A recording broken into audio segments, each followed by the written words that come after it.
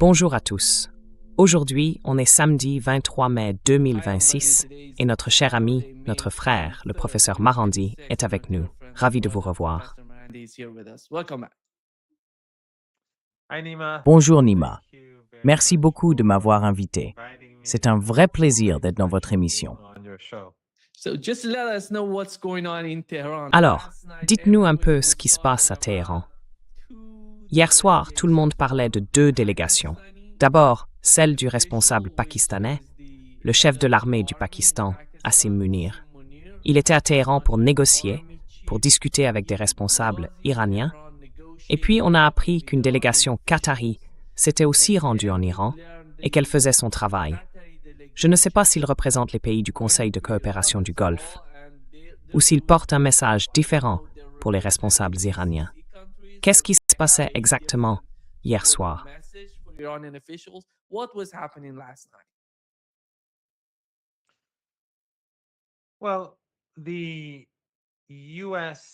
Eh bien, les discussions entre les États-Unis et l'Iran, ou plutôt, on ne devrait même pas parler de discussion, mais de négociation, d'échange de messages, parce qu'il n'y a pas de communication directe entre les deux parties. Mais ces messages circulent de plus en plus vite. Et je pense que si les Pakistanais sont actuellement en Iran, c'est justement pour accélérer le processus. Les Iraniens ne veulent pas de négociations directes. Ils ne veulent pas non plus de négociations indirectes. Ils préfèrent que les messages passent par écrit, d'un côté à l'autre, pour éviter toute ambiguïté. Parce que les Américains ont souvent menti à l'Iran par le passé, à travers des déclarations orales. Et puis, quand il y a des médiateurs, tout ce qui est dit à l'oral reste flou.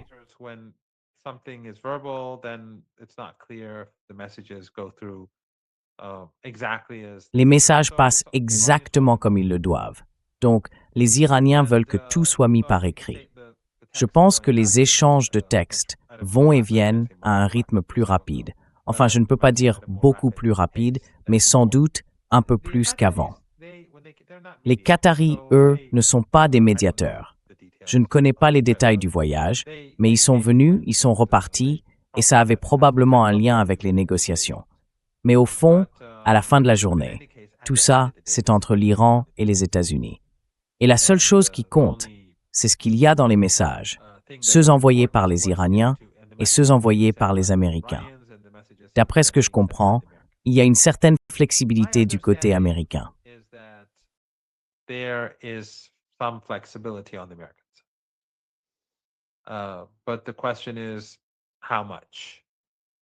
La question, c'est jusqu'où les États-Unis sont prêts à aller. Et pour l'instant, il n'y a pas de percée. Du moins, jusqu'à hier soir, il n'y en avait pas. Et je ne pense pas qu'il y en ait une maintenant non plus. Ça peut encore basculer dans un sens ou dans l'autre. Les forces armées iraniennes sont en alerte maximale. Depuis 3 semaines, elles s'attendent à d'éventuelles frappes américaines. Mais hier soir, elles prenaient la menace très au sérieux. Personnellement, je ne pensais pas que ça arriverait hier soir, à cause des discussions en cours. Ce serait vraiment mal perçu que le chef de l'armée pakistanaise soit à Téhéran pendant que les États-Unis attaquent le pays. Ça ne passerait pas. Même si Trump n'est pas quelqu'un de rationnel ou de raisonnable. Donc au fond, tout reste possible.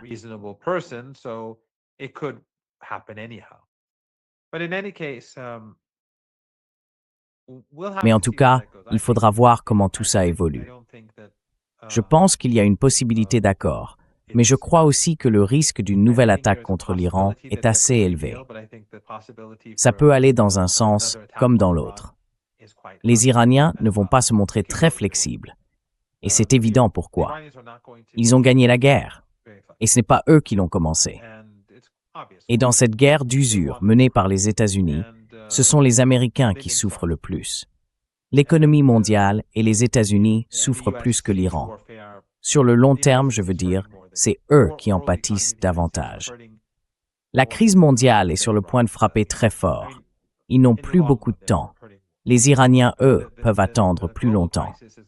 Ils sont plus patients, pour de nombreuses raisons. L'une d'elles, c'est qu'ils se voient comme des victimes. Les Iraniens, en particulier les chiites, ont un sens très fort de la résilience et de la résistance. La résistance face à l'oppresseur.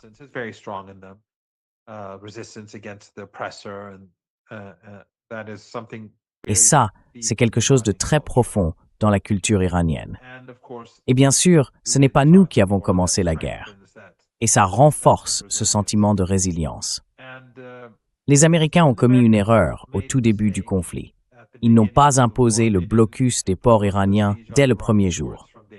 L'Iran a donc pu continuer son commerce pendant toute la durée de la guerre, et même une semaine ou 10 jours après, en utilisant le détroit d'Ormuz sans aucune difficulté. Les Américains ont même levé les sanctions sur le pétrole iranien pendant un certain temps, alors que l'Iran avait beaucoup de pétrole en mer. Les Iraniens s'attendaient en fait à ce que les Américains imposent un blocus dès le départ, et ils ont été très agréablement surpris de voir qu'ils ne l'avaient pas fait.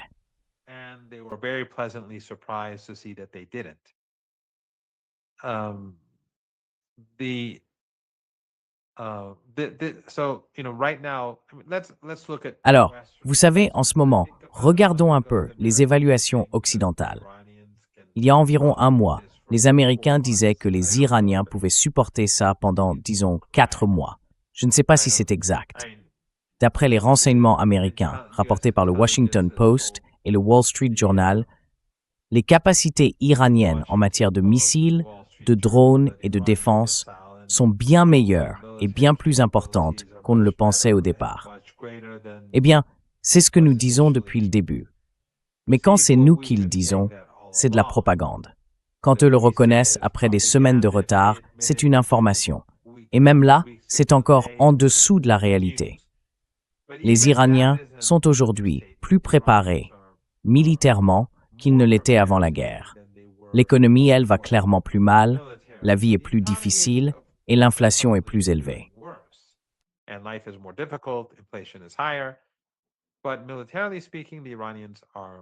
Mais d'un point de vue militaire, les Iraniens sont aujourd'hui plus prêts à la guerre qu'ils ne l'étaient il y a 3 mois. Disons que les services de renseignement américains ont raison dans leur estimation de 4 mois pour l'Iran. 1 mois s'est écoulé, il en reste donc 3.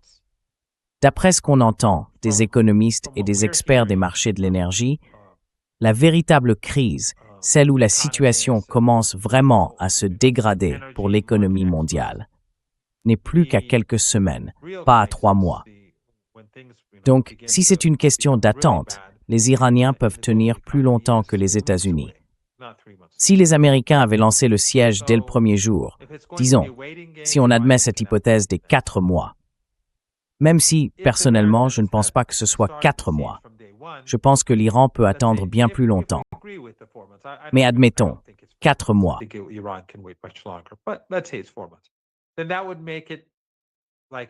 Alors ça ferait environ 1 mois et demi. Ça les rapprocherait un peu plus l'un de l'autre. Donc si on prend les 3 mois qu'il reste et qu'on enlève 1 mois et demi, si les Américains avaient commencé dès le premier jour, disons que les Iraniens auraient pu attendre 1 mois et demi. Les Américains, eux, auraient pu attendre peut-être, je ne sais pas, 3 ou 4 semaines. Je ne sais pas. Mais ça aurait fait une différence. Je pense que l'Iran aurait quand même gardé l'avantage, mais ça aurait renforcé la position des États-Unis. À mon avis, s'ils ne l'ont pas fait dès le départ, c'est parce qu'ils pensaient qu'ils gagneraient la guerre facilement et qu'ils ne voulaient pas déstabiliser les marchés mondiaux. Ils pensaient que ce serait juste un petit contretemps.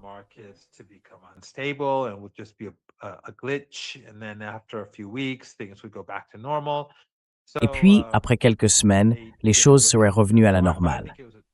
Donc, ils ne l'ont pas vu sous cet angle.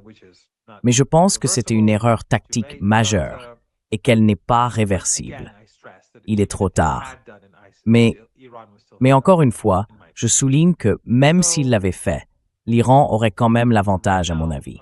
En ce moment, les Iraniens sont plus patients que les Américains. La société iranienne est plus résiliente. Ils sont prêts à supporter bien plus que les Américains. L'armée est prête pour la guerre, plus prête aujourd'hui qu'avant. Dans une guerre d'usure, les Iraniens ont l'avantage, comme je l'ai déjà expliqué. Et donc les Américains, eux, sont pressés.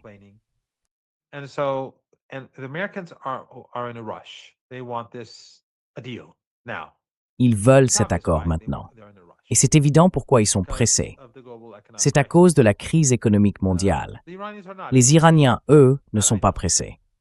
Ça, je le sais. Je le sais vraiment. Je peux le dire avec une confiance totale. Ils ne sont pas pressés. Et ça donne à l'Iran un avantage supplémentaire. Voilà où on en est.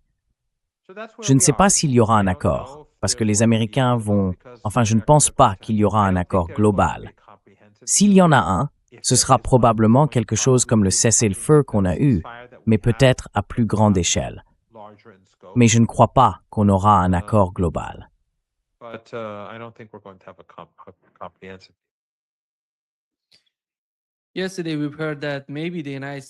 Hier, on a entendu dire que les États-Unis donnaient peut-être le feu vert à Israël pour attaquer l'Iran, sans y participer directement.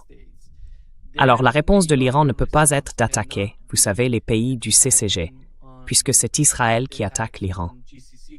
Il n'y a donc, vous voyez, aucune raison pour que l'Iran s'en prenne aux pays du CCG.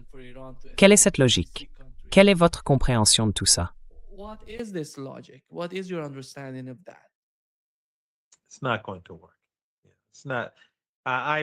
Ça ne va pas marcher. Non, j'ai vu ça aussi. Et d'abord, les Israéliens n'ont pas ces capacités. Même pendant la dernière guerre, celle de 12 jours, les avions israéliens étaient ravitaillés par les Américains. Et l'équation a changé. L'Iran, ce ne sera plus comme avant. L'Iran va affirmer sa puissance et il va punir le régime israélien et ses alliés. Il n'y a aucun doute là-dessus. Pour les Émirats, je pense que ce serait une très mauvaise journée pour eux si les Israéliens attaquaient l'Iran. Ça, c'est sûr.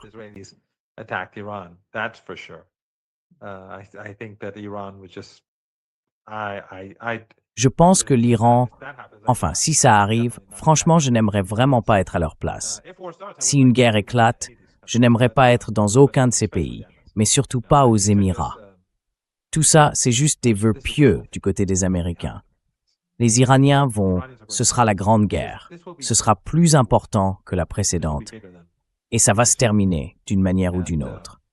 Donc encore une fois, je ne sais pas s'il y aura un accord. Je ne sais pas si on se dirige vers la guerre. Mais les Américains ne pourront plus jouer à ces petits jeux avec l'Iran. Cette époque est révolue.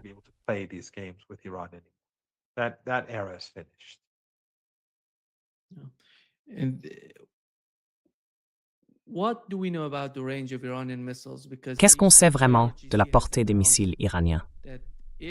Parce que le corps des gardiens de la révolution islamique a déclaré que si la guerre commence, ce ne sera pas une guerre régionale. Elle ira au-delà de la région. Et hier, je parlais avec mes experts, mes amis, ceux qu'on reçoit souvent dans ce podcast. Il y avait pas mal de doutes. Quelle est la portée réelle des missiles iraniens? Et comment pourrait-il l'augmenter? Parce qu'on sait d'ailleurs que l'ancien guide suprême de l'Iran, l'ayatollah Khamenei, avait fixé une limite. Selon sa politique, sa stratégie, il avait dit « il faut se limiter à une certaine portée, une portée précise pour les missiles ». Mais aujourd'hui, qu'est-ce qu'on en sait? Est-ce que ça va changer à cause de cette guerre d'agression contre l'Iran? Et puis, ils savent très bien que les bases américaines en Roumanie, en Allemagne, en Grèce et dans d'autres pays sont utilisées contre l'Iran.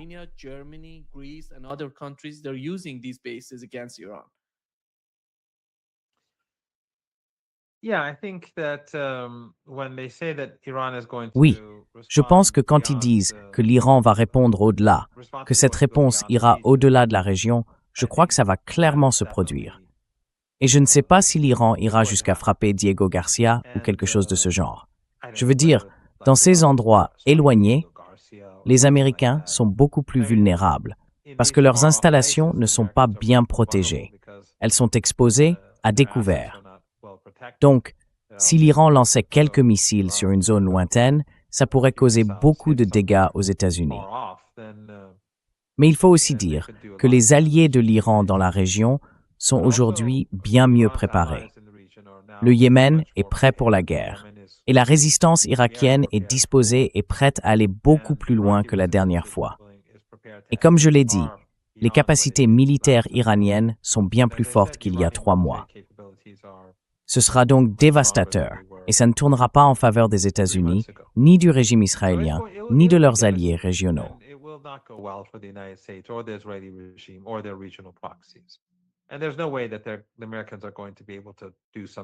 Et il n'y a absolument aucune chance que les Américains puissent mener une guerre dite limitée, s'en tirer sans conséquence, ou que les Iraniens réagissent d'une manière qui plairait aux États-Unis.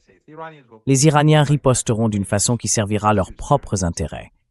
C'est une large coalition anti-iranienne, une coalition étendue contre l'axe de la résistance, une coalition contre les peuples libres de la région, les Iraniens, le Yémen, l'Irak, la résistance irakienne, le Hezbollah, les Palestiniens.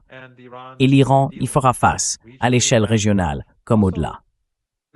Il y a aussi d'autres éléments à envisager concernant les marchés mondiaux de l'énergie. Avec les technologies dont on dispose aujourd'hui, la production de pétrole pourrait très bien être interrompue en dehors de cette région.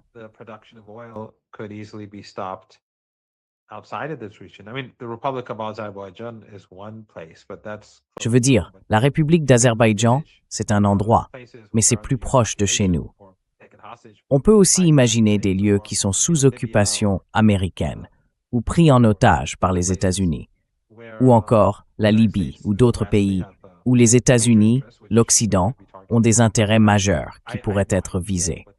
Je n'ai aucune idée de ce que cela pourrait signifier, mais dans le monde d'aujourd'hui, quand le régime israélien mène des assassinats à des milliers de kilomètres ou qu'il bombarde des cibles en survolant plusieurs pays, je pense que quand les Américains et les Israéliens ont créé une jungle et imposent la loi de la jungle, ils ne devraient pas s'attendre à ce que les autres ne répondent pas de la même manière.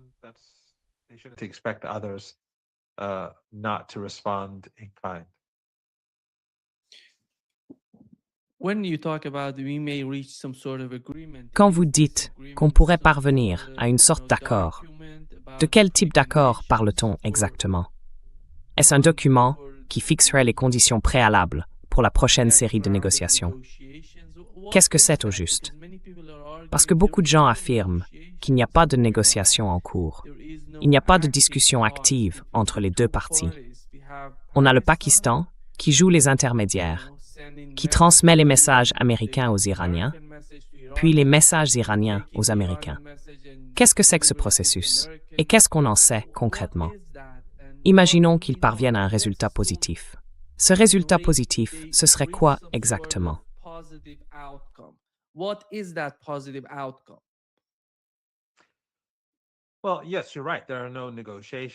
Oui, tu as raison. Il n'y a pas de négociation. Il n'y a pas de communication directe. Tout passe par des lettres. Les Pakistanais ne font pas grand-chose de plus que d'envoyer et de renvoyer ces lettres. D'après ce que j'entends, les Américains montrent une certaine souplesse, mais pas du tout assez. Donc il n'y a aucune raison de penser qu'il y aura une grande avancée. Et il se peut que demain matin, à la même heure, nous soyons en guerre. Peut-être même ce soir. Peut-être après-demain.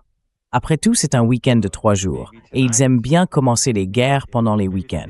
Un week-end de 3 jours aux États-Unis, parce que le Memorial Day tombe lundi.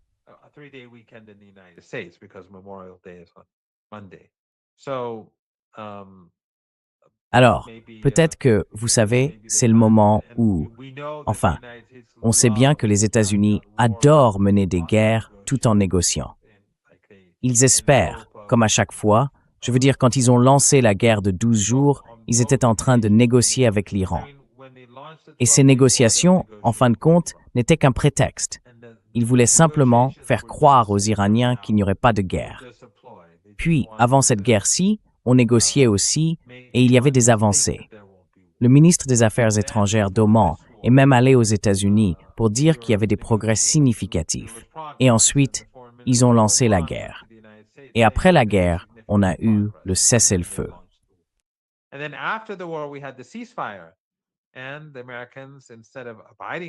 Et les Américains, au lieu de respecter le cessez-le-feu, ont imposé un blocus sur les ports iraniens. Et les Israéliens, bien sûr, mènent en ce moment même des attaques génocidaires contre les civils libanais. Donc, les négociations avec les États-Unis ne veulent pas forcément dire grand-chose. Et les messages qui passent d'un côté à l'autre par l'intermédiaire des Pakistanais ne signifient pas forcément grand-chose non plus. Comme je l'ai dit, on pourrait se réveiller demain matin et découvrir que la guerre a commencé, même si on entend dire que les Américains font preuve d'un peu de souplesse. Peut-être qu'ils montrent cette souplesse juste pour faire croire à l'Iran que la guerre n'est plus à l'ordre du jour.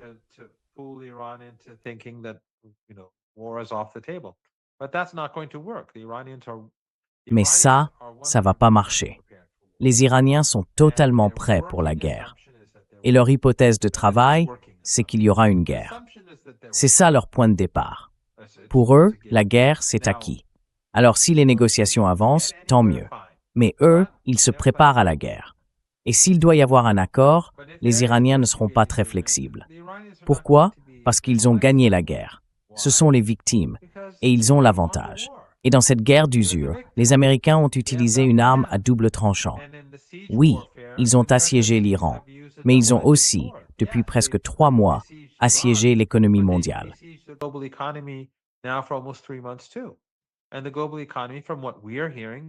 Et l'économie mondiale, d'après ce qu'on entend, serait à quelques semaines seulement d'une crise qui pourrait exploser. Certains disent que ce serait au début du mois de juin. D'autres parlent de la mi-juin. Bien sûr, c'est un processus. Ce n'est pas comme si, du jour au lendemain, tout devenait évident. Mais les choses vont se dégrader très vite, si l'on en croit ceux qui sont bien informés. Et c'est pour ça que les Américains ressentent une telle urgence. Comme je le disais tout à l'heure, les Américains veulent un accord maintenant. Les Iraniens, eux, disent aujourd'hui « non, non, non, il faut faire les choses correctement ». Les Iraniens ne sont pas pressés. Donc évidemment, les Américains ont leur raison d'être aussi pressés.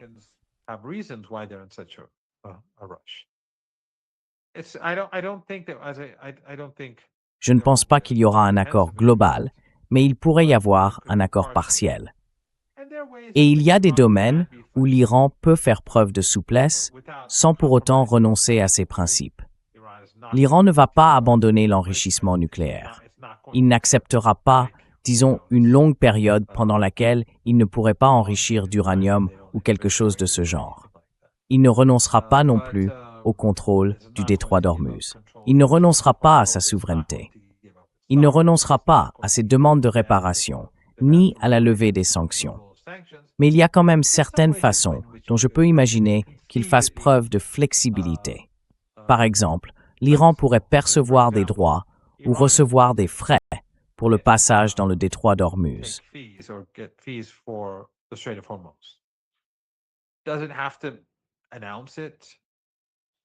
Est-ce qu'il faut forcément l'annoncer et en faire tout un événement? Non, pas forcément. Il y a des façons de faire les choses qui permettent d'atténuer la sensibilité du sujet. Il y a des moyens d'agir autrement.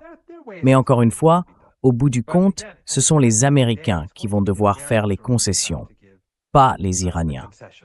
Les Iraniens peuvent faire des concessions symboliques, quelques gestes tactiques pour offrir à Trump une porte de sortie. Mais ils ne vont pas changer. Pourquoi? Parce qu'ils ont gagné la guerre. Ils ont l'avantage dans la guerre d'usure. Et les Iraniens contrôlent le détroit d'Ormuz. Les Américains veulent qu'il reste ouvert. Les Iraniens répondent « Il était ouvert. C'est vous qui l'avez fermé. » Et si tout doit redevenir normal, alors ça doit l'être pour nous aussi.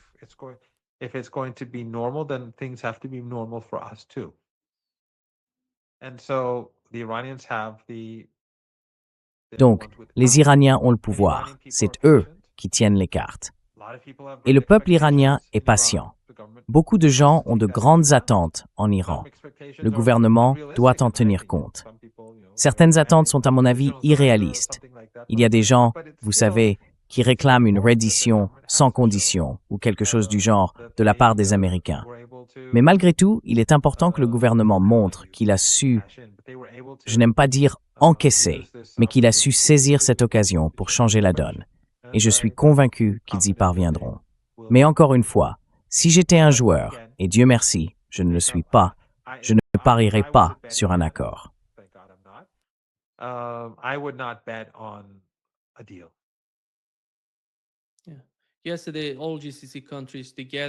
Hier, tous les pays du Conseil de coopération du Golfe ont condamné ensemble le nouveau mécanisme mis en place par l'Iran pour le détroit d'Ormuz. Est-ce que c'est une posture politique? Et en coulisses, est-ce qu'ils n'ont pas, d'une certaine manière, d'autre choix que d'accepter la nouvelle stratégie de l'Iran pour le détroit d'Ormuz? Ce nouveau mécanisme d'ailleurs, ce nouveau système, ce système de péage qu'ils ont mis en place. Et puis, autre point,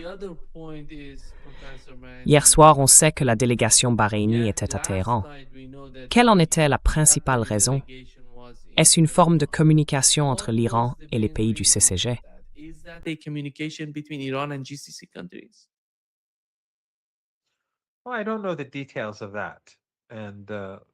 Eh bien, je ne connais pas les détails de cette affaire, donc je ne devrais pas spéculer.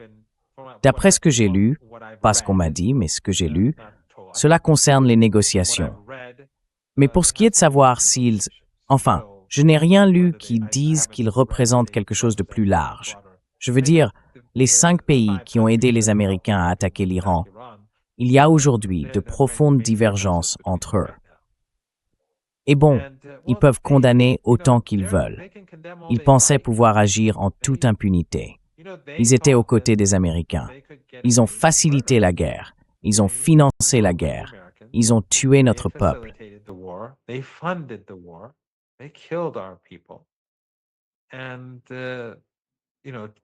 Et faire semblant qu'ils étaient neutres, c'est juste une insulte à notre intelligence. Personne n'y croit. C'est pour ça que, dans toute la région, les gens applaudissaient l'Iran quand l'Iran frappait ces régimes en représailles. Parce qu'ils savent, tout le monde sait.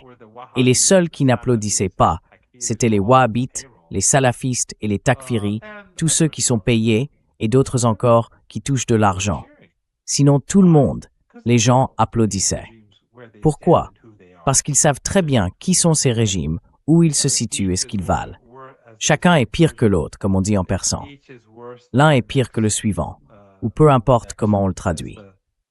Voilà. One is worse than the other, or whatever, however that would be translated.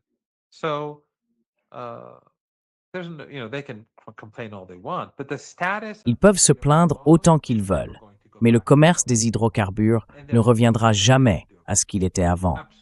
Et il n'y a rien qu'ils puissent faire à ce sujet. Absolument rien. Ils auraient dû s'abstenir de tuer des Iraniens. Ils pensaient, et souvenez-vous, avant, on entendait qu'ils étaient contre la guerre, avant qu'elle ne commence. Mais on a fini par voir qu'en réalité, ils n'étaient pas contre la guerre. Aujourd'hui, certains le sont, parce qu'ils en ont payé le prix fort. Et ils savent que si la guerre repart, ce pourrait bien être la fin de leur régime. Je veux dire, si l'Iran détruit complètement les installations gazières du Qatar, alors le Qatar ne serait plus rien. Si l'Iran détruit les infrastructures vitales de l'un de ces pays, il pourrait le faire très vite, et cela mettrait fin à ces pays.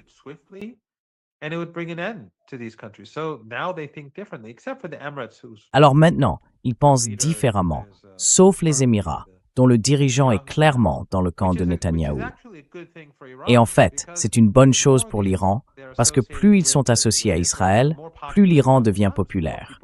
Plus les gens voient que les Iraniens, malgré toute la propagande, sont les protagonistes, et que ces régimes-là sont les antagonistes. Ce ne sont pas des décisions intelligentes. Montrer, exposer, rendre public leurs relations avec le régime israélien. Ce sont des décisions stupides. Mais leurs plaintes n'ont pas vraiment d'importance. La seule chose qui compte, c'est l'Iran et les États-Unis. Personne d'autre n'a de rôle à jouer. Le régime israélien, bien sûr, à cause de son influence sur les États-Unis, à cause du sionisme. C'est-à-dire que, quand je dis les États-Unis, j'inclus le régime israélien. Mais Israël fait face à de nombreuses crises à l'intérieur du pays.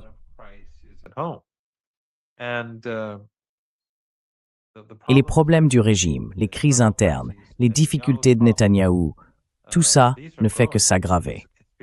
On voit bien maintenant que la situation en Israël est loin d'être aussi bonne qu'ils veulent le faire croire. Et bien sûr, au Liban, ils subissent de plein fouet les attaques du Hezbollah. Des scènes incroyables. Et puis, dans leur colère, ils vont bombarder des secouristes. Ils massacrent des familles. Ces monstres sionistes se dévoilent au grand jour après jour. Même si les médias occidentaux ne montrent rien de tout ça et le cachent, parce que leurs journalistes sont tous complices. Mais les gens, eux, voient bien ce qui se passe.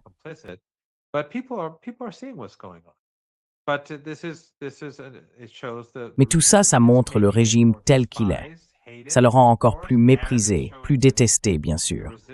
Et ça montre aussi que la résistance est efficace. Donc Israël a beaucoup de problèmes. Mais au bout du compte, à la table des négociations, c'est une affaire entre l'Iran et les États-Unis. Et si les Israéliens ne respectent pas les accords entre l'Iran et les États-Unis, alors l'Iran ne remplira pas ses obligations. Ça n'arrivera pas. Vous voyez, la différence entre l'Iran d'aujourd'hui et celui d'avant, c'est que l'Iran est beaucoup plus affirmé, plus sûr de lui, surtout dans l'espace public. L'ayatollah Khamenei a toujours été très confiant. Mais vous savez, il y a différentes personnes.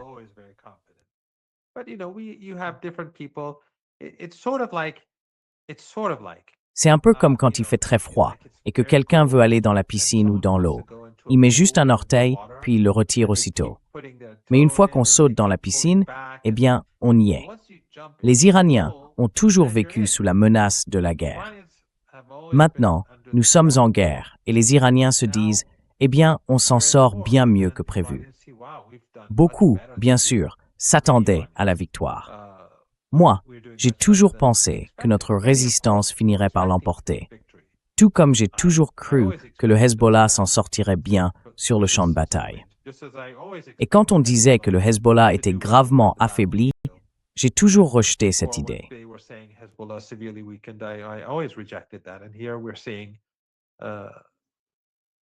Et là, on voit bien qu'on avait raison. Les Iraniens, par exemple, à l'époque, quand on a eu les négociations sur le JCPOA en 2015, l'accord sur le nucléaire, cet accord avait de gros défauts. Les Iraniens ont rempli leurs obligations très rapidement. Les Américains, eux, non. Obama a trompé l'Iran. Les Américains ont traîné les pieds. Et jusqu'à la fin, quand Trump est parti, l'Iran ne profitait pas vraiment du JCPOA autant qu'il aurait dû. La Banque centrale d'Iran n'a jamais pu rejoindre le système bancaire international. Les Américains ont trompé l'Iran. Et maintenant, on l'a vu pendant le cessez-le-feu.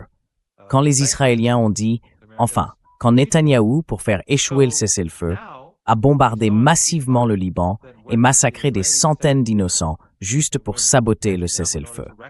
Et ensuite, Trump disait que, eh bien, le Liban ne faisait pas partie du cessez-le-feu.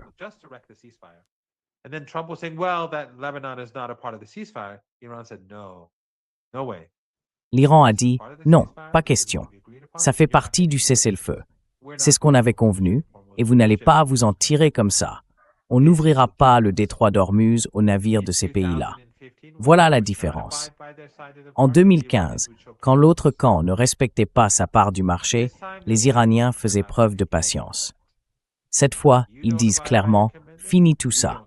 Si vous ne respectez pas vos engagements, nous non plus. » Si Netanyahou n'avait pas bombardé Beyrouth, et plus tard, si Trump n'avait imposé le blocus des ports iraniens, un acte de guerre et une violation de l'accord de cessez-le-feu, le détroit d'Ormuz serait encore ouvert aujourd'hui.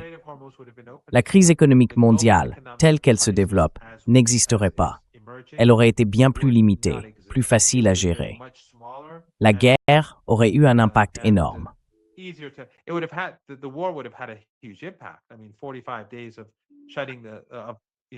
Je veux dire, 45 jours de fermeture du détroit d'Ormuz. Dans ces conditions-là, ça devait forcément avoir un gros impact, mais pas aussi grave que ce qu'on voit aujourd'hui. Donc Netanyahou et Trump, en violant le cessez-le-feu, ont maintenu le détroit d'Ormuz fermé. Cette fois, les Iraniens ont clairement montré qu'ils ne toléreraient pas que les Américains trichent avec l'Iran, ni à la table des négociations, ni dans l'application d'un accord. Du coup, les négociations vont être plus difficiles pour les Américains, parce que les Iraniens vont dire, en gros, si vous ne faites pas ça, nous non plus. Si vous nous mentez, si vous nous trompez, on va vous compliquer la vie. On va vous la rendre infernale. Et l'Iran en a les moyens, parce qu'ils ont une armée puissante et parce qu'ils contrôlent le détroit de... military and because they control the Strait of Hormuz.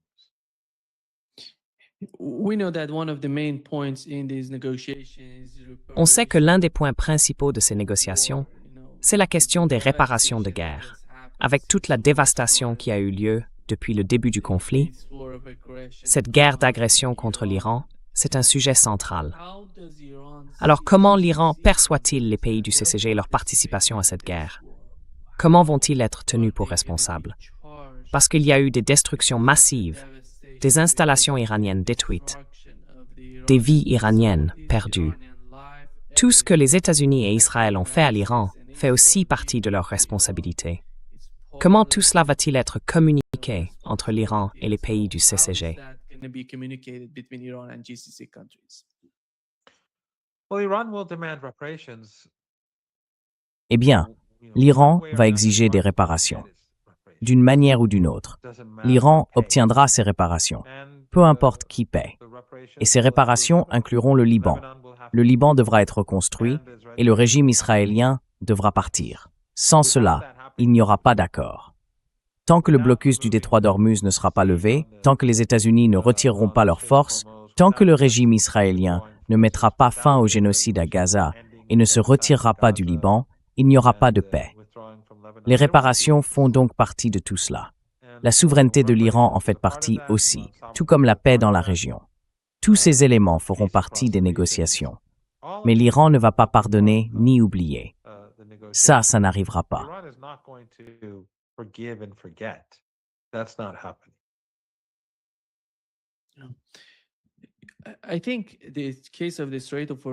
Je pense que le cas du détroit d'Ormuz et ce qui s'est passé dans le Golfe Persique soulève la question de la manière dont l'Iran va communiquer avec les autres nations pour ses importations et ses exportations. Par exemple, concernant la mer Caspienne, qu'est-ce qui pourrait changer prochainement du point de vue des Iraniens? Et comment cela va-t-il modifier le commerce entre l'Iran et la Russie, la Chine, les nouvelles voies de communication, les chemins de fer ou peut-être les ports situés au nord du pays? Est-ce que le gouvernement iranien a un plan pour transformer sa façon de commercer avec les autres nations?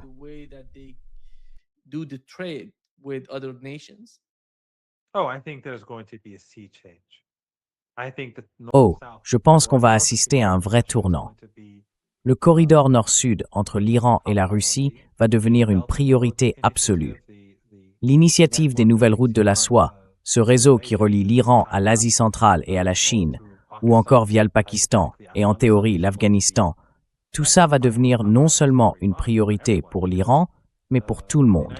Parce que les États-Unis, le régime Trump, ce sont des pirates, et les Chinois le savent. Les Iraniens le savent. Tout le monde le sait. Donc, les pays asiatiques vont clairement avoir intérêt à renforcer les routes terrestres et à développer le commerce par voie de terre pour se protéger des États-Unis. in order to protect themselves from the United States. Of course, the United States will try to counter that by strengthening ISIS. Bien sûr, les États-Unis vont essayer de contrer cela en renforçant Daesh, Al-Qaïda et d'autres groupes terroristes en Asie centrale et ailleurs. C'est un plan qui existe depuis longtemps. C'est pour ça qu'ils ont déplacé des éléments de Daesh de la Syrie vers l'Afghanistan. Mais malgré tout, je pense qu'à partir du moment où les États-Unis se sont montrés comme une menace pour le commerce maritime, la priorité pour l'Iran de renforcer les routes terrestres et pour ses partenaires aussi est devenue plus forte. On le voit déjà beaucoup dans les médias iraniens et le gouvernement avance clairement dans cette direction. The government is moving in that direction.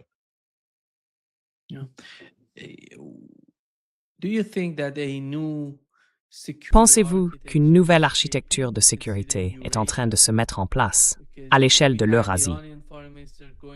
Parce qu'on a vu le ministre iranien des Affaires étrangères se rendre en Chine, puis Vladimir Poutine. En ce moment, la Chine va se rendre en Corée du Nord, et il y a des rumeurs. On parle d'une nouvelle architecture de sécurité eurasiatique, dans laquelle le Moyen-Orient, ou plutôt l'Asie de l'Ouest, ferait partie. Et puis, il y a tout ce qui se passe dans le Golfe Persique. L'Iran, la Russie, la Chine, la Corée du Nord, peut-être le Pakistan. Je ne sais pas trop quel rôle joue la Turquie en ce moment. Comment voyez-vous tout ça? Est-ce que c'est encore loin d'être réalisé ou est-ce que ça pourrait déjà fonctionner, au moins pour un temps?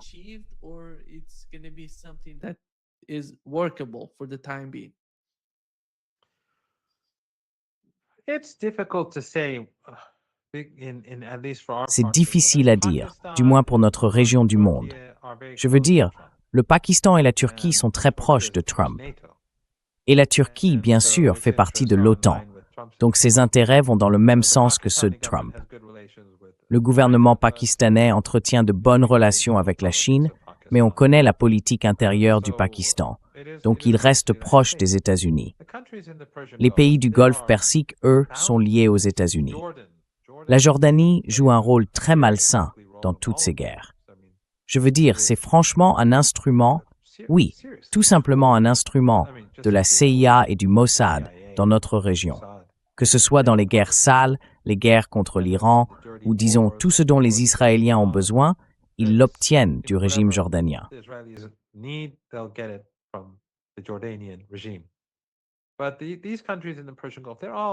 Mais ces pays du Golfe Persique, ils sont tous liés aux États-Unis. Je ne les vois pas. Je n'imagine pas qu'ils puissent facilement s'en détacher. Leurs familles ont des intérêts aux États-Unis et en Occident. C'est là qu'ils ont fait leurs études. C'est là aussi probablement qu'il existe beaucoup de vidéos d'Epstein. Il y a sans doute beaucoup de vidéos d'Epstein concernant des princes, des princesses et des membres des élites là-bas. Et c'est quelque chose dont il faut se méfier, surtout pour les militants pro-palestiniens. Ils doivent vraiment faire attention à ce genre de choses. Je suis sûr que le Mossad, la CIA et les services de renseignement occidentaux, comme le MI6 ou le MI5, cherchent à obtenir des informations compromettantes sur les gens. Mais quoi qu'il en soit, ces régimes sont profondément liés à l'Occident. Et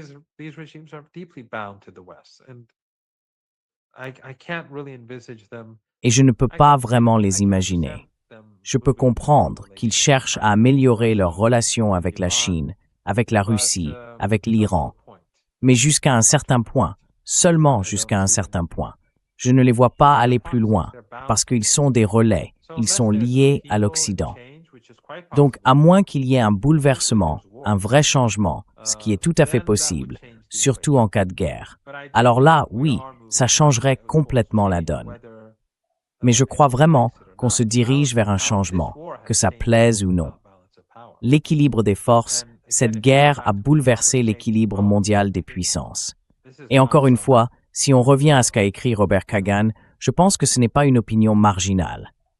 Quand le parrain des néoconservateurs lui-même le reconnaît, c'est la plus grande défaite des États-Unis de toute leur histoire. Et ça va avoir un impact énorme.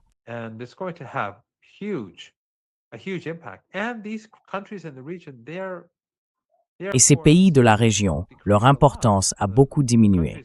Les pays du Golfe Persique, ce ne sont plus ceux qu'ils étaient, tu sais, il y a 3 mois à peine, ou du moins ce qu'ils pensaient être. Ce ne sera plus jamais comme avant. Ils ont commis une grosse erreur, une erreur catastrophique, criminelle même. Ce qu'ils ont fait était criminel et barbare, mais c'était surtout une énorme erreur d'appréciation. Ils ont mal lu la situation. Alors, je pense que la région va changer, mais je ne crois pas qu'ils veuillent faire partie d'un projet non américain. Je veux dire, la Turquie. Erdogan est au pouvoir en Turquie depuis Dieu sait combien de temps, plus de 20 ans.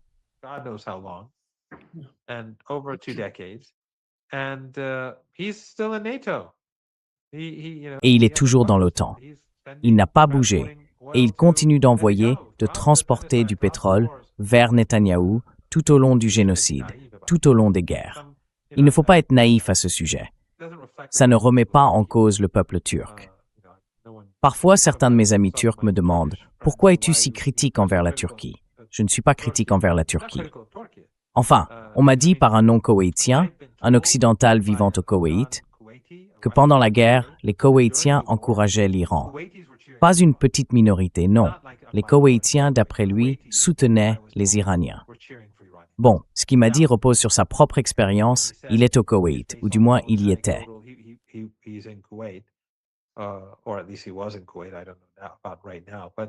Je ne sais pas pour le moment, peut-être que c'est basé sur son expérience personnelle, mais c'est pas un grand pays. Il disait que les gens étaient... Enfin bref, quand je parle du régime koweïtien, je ne parle pas de la population. On sait bien que ces régimes sont des États policiers. Donc, l'opinion publique aux Émirats, je n'ai aucun doute que les Émiratis ordinaires sont opposés au régime israélien. Là-dessus, je n'ai aucun doute. Mais c'est un État policier, et tout y est très strictement contrôlé. En Turquie, on voit des gens descendre dans la rue pour soutenir les Palestiniens.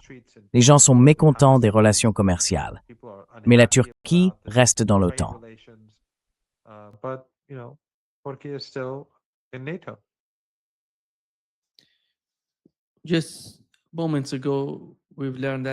Il y a quelques instants à peine, on a appris qu'Israël bombarde à nouveau, encore et encore, le sud du Liban, chaque jour. Il tue des civils. Et la même chose s'est produite hier et avant-hier aussi, en Syrie. Quelle est la position de la Turquie? Est-ce que cela va entraîner? Parce que la Turquie a beaucoup à voir avec la situation en Syrie. On sait que l'Iran se préoccupe du peuple syrien et aussi de la situation au Liban. Est-ce que tout cela pourrait amener la Turquie et l'Iran à trouver une forme d'entente concernant leurs relations ou leurs objectifs vis-à-vis d'Israël? Parce qu'ils attaquent pratiquement tous les pays de la région, et on a du mal à imaginer qu'à long terme, ils puissent continuer ainsi. Et la Turquie, est-ce qu'elle s'inquiète vraiment pour la Syrie, pour le peuple syrien? Je parle bien du peuple, pas du gouvernement. Ou est-ce qu'elle cherche surtout à maintenir le gouvernement en place? Eh bien, si Ankara changeait de politique, l'Iran coopérerait.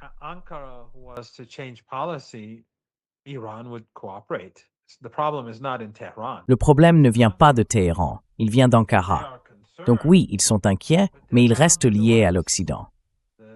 Les élites sont tournées vers l'Ouest et elles agissent en accord avec les objectifs plus larges du monde occidental. Pendant qu'on parle, encore une fois, ils transportent le pétrole de Bakou vers Netanyahou.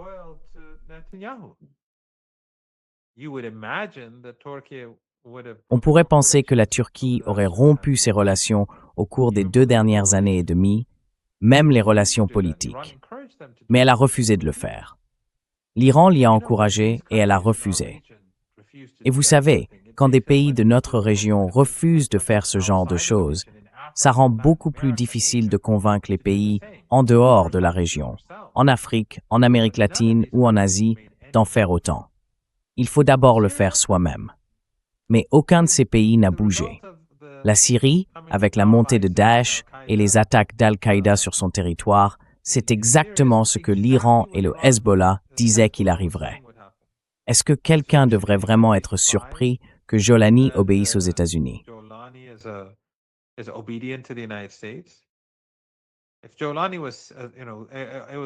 Si Jolani, tu vois, si tout ça n'avait été qu'une question de djihad, avec des milliards de dollars qui affluaient, et que les types de Daesh et d'Al-Qaïda, comme certains les appellent, les coupeurs de tête, étaient tous financés.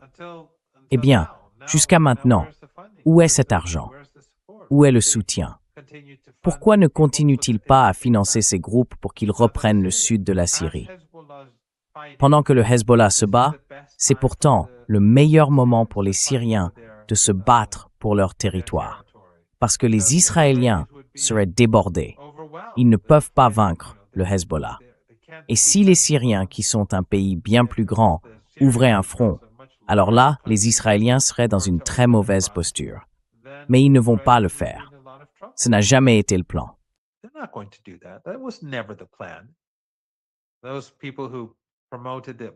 Ces gens qui ont promu la soi-disant révolution bénie, ils ont toujours travaillé pour la CIA, consciemment ou pas. Ils ont toujours travaillé pour le Mossad. Même ceux qui se disent pro-palestiniens, ils travaillent toujours pour le Mossad, qu'ils le sachent ou non. Certains le savent, d'autres pas.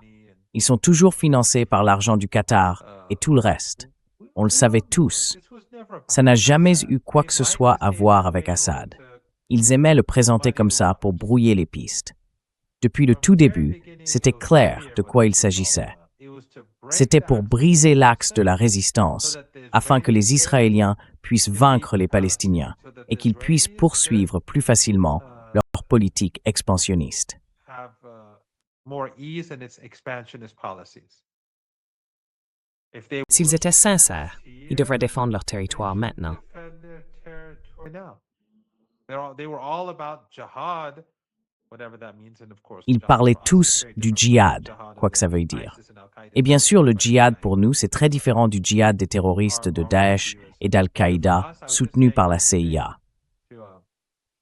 Nous avons, disons, une vision du monde.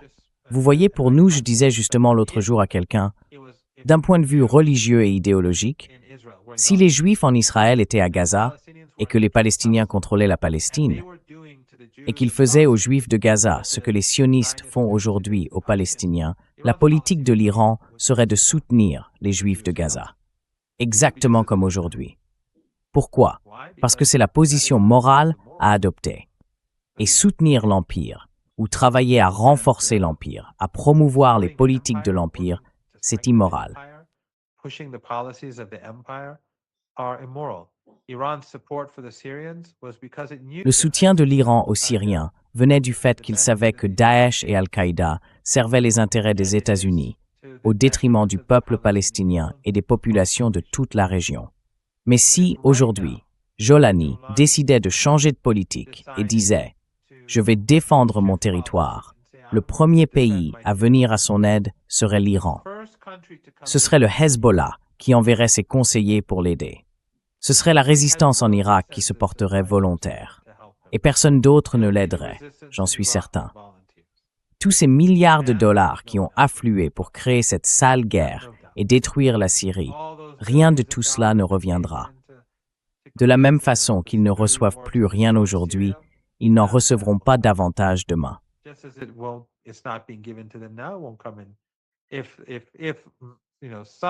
Si, d'une manière ou d'une autre, par miracle, Jolani décidait de devenir l'anti-Jolani, de se détacher de l'Empire, les premiers à le soutenir seraient l'Iran et le Hezbollah. Il serait là immédiatement. Il lui donnerait tout ce dont il a besoin pour libérer le pays. Mais ce n'a jamais été son intention, dès le départ. Et je pense que les gens s'en sont rendus compte. Ceux qui continuent de fermer les yeux, ils savent très bien pourquoi ils le font. C'est parce qu'ils sont payés pour ça. C'est à cause de l'aveuglement sectaire, une maladie en soi, et à cause de la désinformation qu'ils diffusent chaque jour. Tout cela montre bien pourquoi cette désinformation existe. C'est évident. Ils doivent maintenir les eaux troubles. Parce que si l'eau devient claire, alors tout le monde verra beaucoup mieux ce qui se passe vraiment.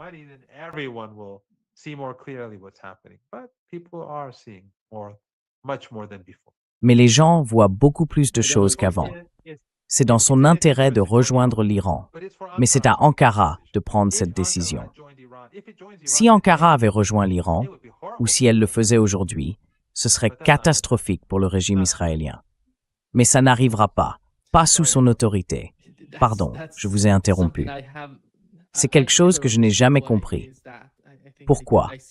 Je ne vois aucune raison pour que l'Iran et la Turquie ne participent pas, ne coopèrent pas, Enfin, vous voyez, parce que les services de renseignement occidentaux, eux, ils ont aidé M. Erdogan, ils l'ont soutenu, et les services turcs, à l'époque, l'ont aussi aidé.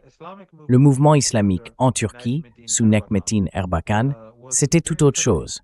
Et ils ont réussi à changer le cours d'une grande partie du mouvement, de manière à ce que quelqu'un ou des gens beaucoup moins menaçants pour l'Empire arrivent au pouvoir.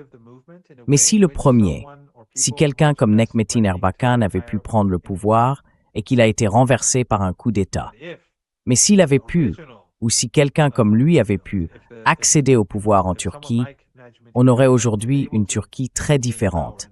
Et les Israéliens seraient dans une situation très difficile. Donc ce n'est pas comme si la Turquie était vraiment comme ça. C'est un peu comme la Jordanie. Vous pensez que les Jordaniens ordinaires et le régime jordanien est un horrible régime fantoche. Vous pensez que les Jordaniens en sont contents? Non, bien sûr que non.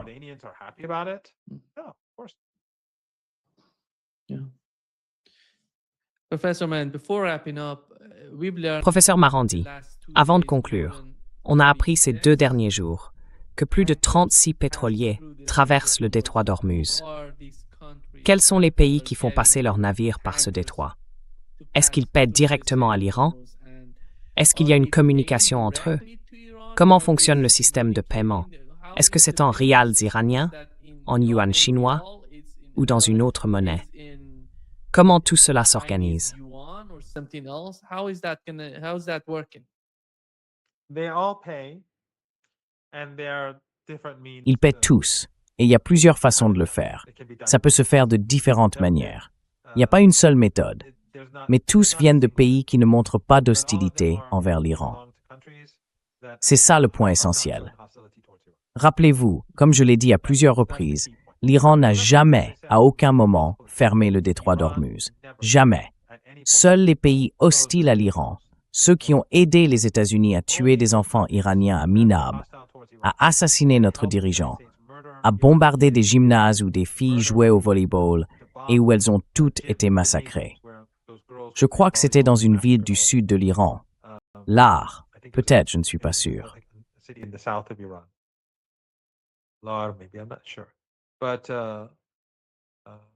Mais je ne devrais pas me souvenir de tout ça. Enfin, ils ont commis toutes sortes d'atrocités, et ça c'est impardonnable. Ce n'est pas la première fois qu'ils font ce genre de choses. Ils ont aidé Daesh et Al-Qaïda avant ça. Ils ont aussi aidé Saddam Hussein à envahir l'Iran. Mais les pays qui étaient amis avec l'Iran, eux, n'ont jamais été exclus. Les navires qui passaient par là payaient un droit de passage. Il y a différents mécanismes, différentes façons de le faire, ou plusieurs scénarios possibles.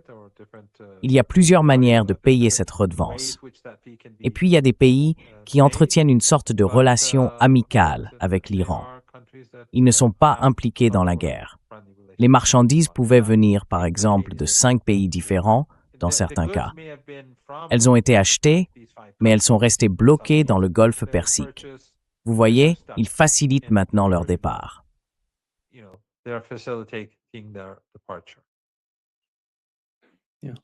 Oui. Merci beaucoup, professeur Marandi, d'être avec nous aujourd'hui. C'est toujours un grand plaisir. C'est un vrai plaisir, Nima. Merci beaucoup de m'avoir invité dans ton excellente émission. Merci.